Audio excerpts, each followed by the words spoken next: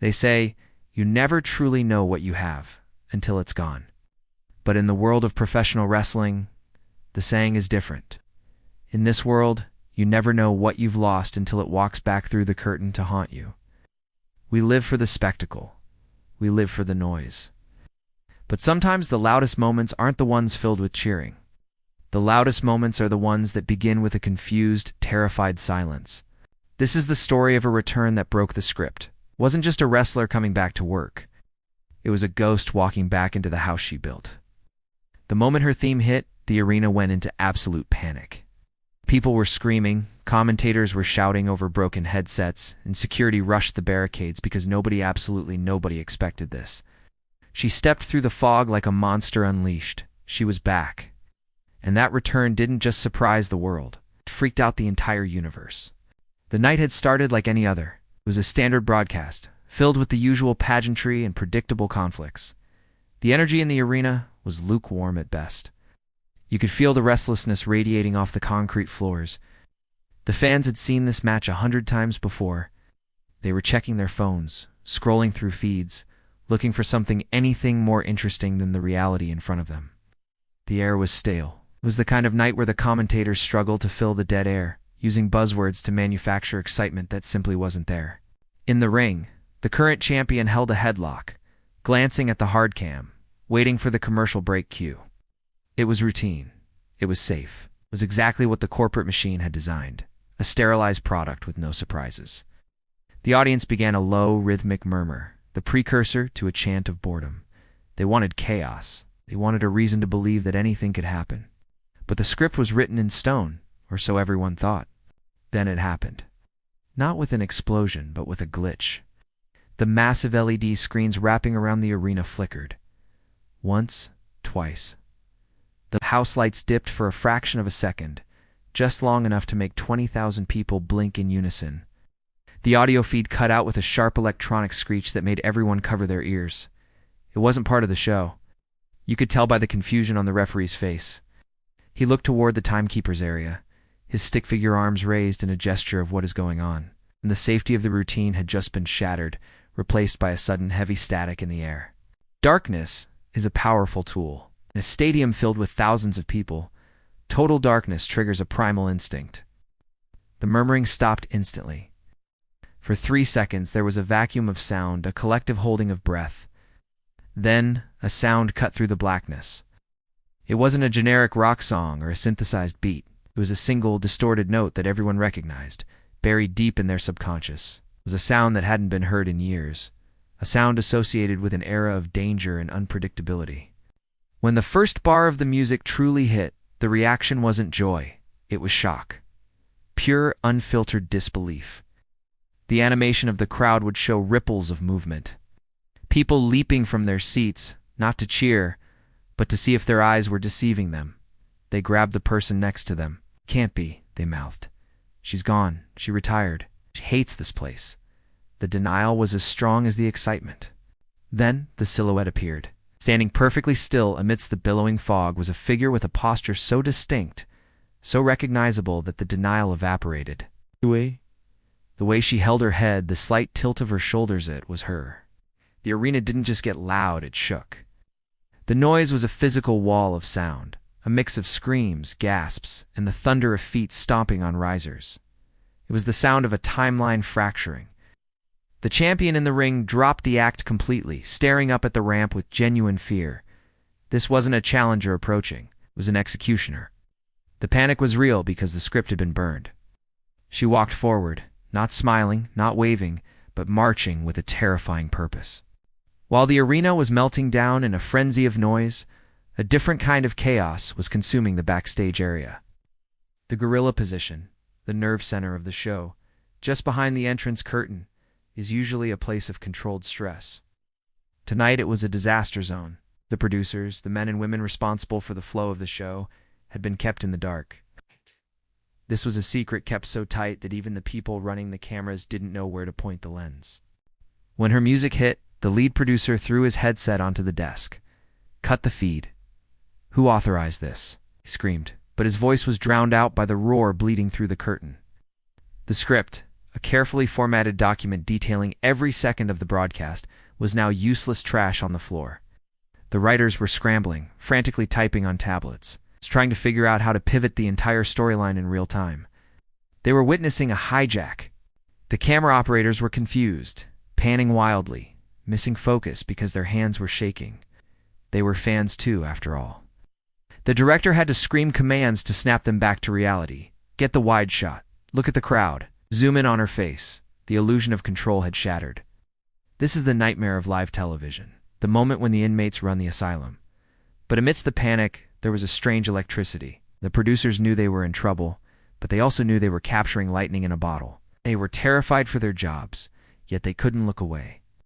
They were watching history rewrite itself, and they were powerless to stop it. The reaction inside the locker room was far more complex than the joy of the fans or the panic of the production truck. For the roster, the women and men who had been grinding on the road for 300 days a year, this return was a seismic shift in the ecosystem. They gathered around the monitors, still in their gear, towels draped over their shoulders. The room was silent. There was no cheering here. For the younger talent, she was an idol, the reason they bought their first pair of boots.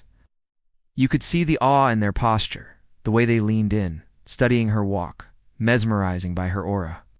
But for the veterans, the ones who occupied the top spots, the emotion was a cold, sharp dread. Her return meant one thing: everyone else just moved down a spot. The main event was no longer open. The spotlight they had fought for was about to be eclipsed by a star that shone brighter than all of them combined. Friendships and alliances were forgotten in that moment. They were watching a predator re-enter the enclosure. They analyzed her physical condition. Did she look rusty? Was she injured?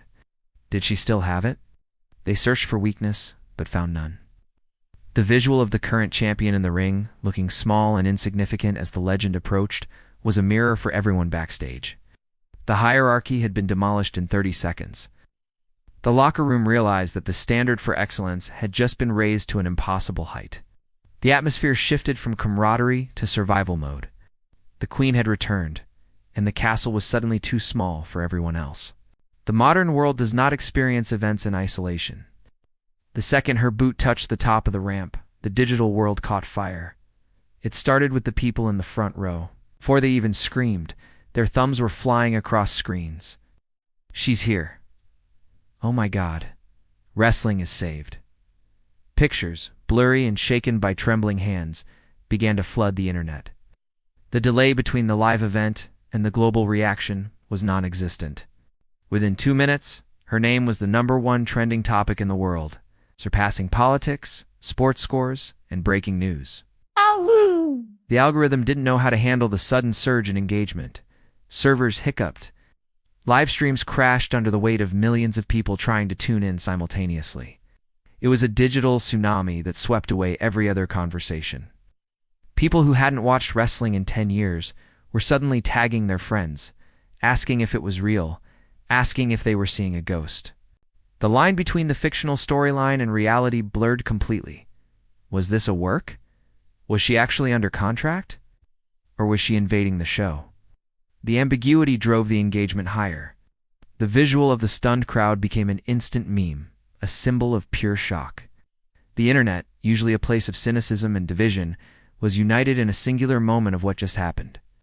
It was the kind of viral moment that money can't buy and marketing teams can't fabricate. It was raw, organic hysteria. The broadcast partners were seeing rating spikes that defied logic. She hadn't even spoken a word yet, and she had already conquered the entire digital landscape. As the initial shock settled into a buzzing adrenaline, the speculation machine roared to life. The why and the how became more important than the what. Fans turned into detectives. They began analyzing every frame of the broadcast. They zoomed in on her ring gear. Was there a hidden symbol? A message? Analyzed her facial expression. Was that anger real or was it performance art? The wrestling dirt sheets, the gossip columns of the industry, were in a frenzy. Reports contradicted each other. Sources say she signed yesterday. Sources say she hasn't signed at all. The mystery was intoxicating. The narrative began to spin out of control.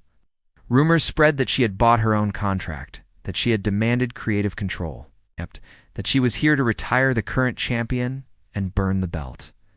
This speculation added a layer of depth to the story that didn't exist an hour ago.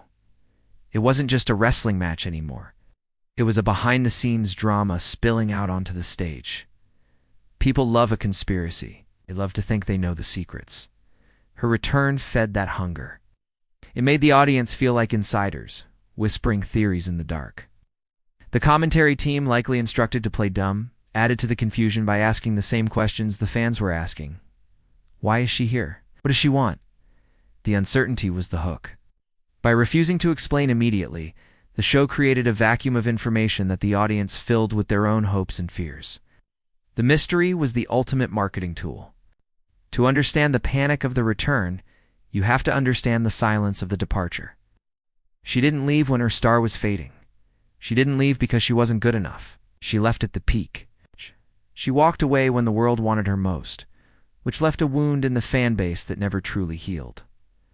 The narrative was that she burned out, that the pressure of carrying the division broke her spirit. For years, her name was a taboo whisper. To mention her was to invoke a sense of loss. We saw images of her living a normal life, coffee shops, airports, hiking trails, and every image felt like a rejection of the wrestling world. She had chosen peace over glory, and while we respected it, we resented it slightly. We felt abandoned. The character she created was a hero to millions, and heroes aren't supposed to quit. The visual of her walking away years ago was etched in our minds. It represented the cost of this business. It showed us that beneath the superhero capes and the pyrotechnics, these are human beings who break. Her absence created a void. Other stars tried to fill it, mimicking her style, her attitude, but they were just echoes. The industry moved on, but the shadow she cast remained.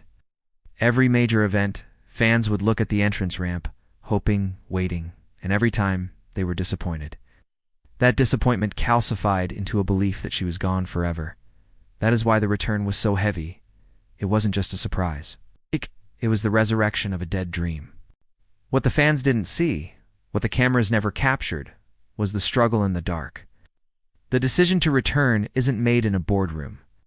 It's made in the quiet moments of the morning when the body aches and the mind doubts. For months, perhaps years, she had been preparing. Not for the money, not for the fame, but to answer a question that nagged at her soul. Do I still have it? She trained in secret, in dusty gyms far away from the bright lights. She pushed her body through the pain barriers that had stopped her before. The animation captures the loneliness of this pursuit. There were no cheering fans here, just the sound of rope skipping and iron clanking. She was fighting her own legacy. The fear must have been paralyzing. What if she came back and failed? What if the magic was gone? What if the fans had moved on? This internal conflict adds a tragic beauty to her return. She wasn't just fighting an opponent. She was fighting the memory of who she used to be. The pressure to live up to the myth is crushing. She had to rebuild herself from the ground up, protecting the secret from her friends, her family, and the media. It was a burden she carried alone. When she finally stepped through that curtain, the stoic look on her face wasn't arrogance. It was focus. It was the face of someone who had walked through fire just to stand there for one more night. The freak out in the arena was the release of all that built-up tension. The music faded. The pyro smoke drifted up into the rafters. And then there was silence. But it wasn't the bored silence of the opening match. It was an electric silence, heavy and thick. 20,000 people held their breath simultaneously, afraid that if they made a sound, the dream would end. Inside the ring, 2 generations stood face to face. The current champion, who had spent years claiming to be the best, looked small, not physically, but spiritually. She held the belt tight against her chest, using it as a shield. The returning legend didn't blink. She didn't need a weapon. Her presence was the weapon. She looked at the championship belt not with greed, but with curiosity, as if it were a toy she had discarded long ago. The tension was suffocating. This wasn't just a wrestling promo. It was a collision of eras. It was the past coming to judge the present. The microphone was raised, but no words were spoken. They weren't needed. The story was told in the eyes. The champion's eyes darted around, looking for validation. The legend's eyes were locked forward, cold and unmoving. The audience hung on every micro-movement, twitch of a hand, a shift in stands. Everything meant something. This is the peak of cinematic storytelling in sports. Two characters stripped of the theatrics simply existing in the same space. The air crackled with the promise of violence, but the violence didn't come. Instead, a slow, terrifying smile spread across the legend's face. She knew, the crowd knew, the champion knew. The game had changed. As she turned to leave, leaving the champion bewildered in the ring, the true meaning of the night crystallized. The freakout, the panic, the viral transit wasn't about a match. It wasn't about a belt. Twist was in the realization of why she came back. She didn't return to reclaim her spot on the mountain. She returned because she realized the mountain didn't exist without her. The audience thought they were watching a conqueror, but in reality, they were watching a goodbye. She had returned not to stay, but to finish the chapter on her own terms. The chaos she caused was a mirror held up to the industry, proving that no amount of flashy production or scripted drama could ever replace genuine raw charisma. The panic she induced was the industry realizing how fragile its reality actually is. She walked back up the ramp, pausing only once to look back at the ring. The fear in the arena dissipated, replaced by a deep, resonant gratitude. They had witnessed a moment of pure, unadulterated human emotion in a world of fabrication. The screen fades to white, not black, leaving the viewer with a sense of hope. The monsters we fear are often just heroes we haven't understood yet. She returned and everyone freaked out, not because they were scared of her, but because she made them feel something real again. And in a world of plastic, reality is the most shocking thing of all.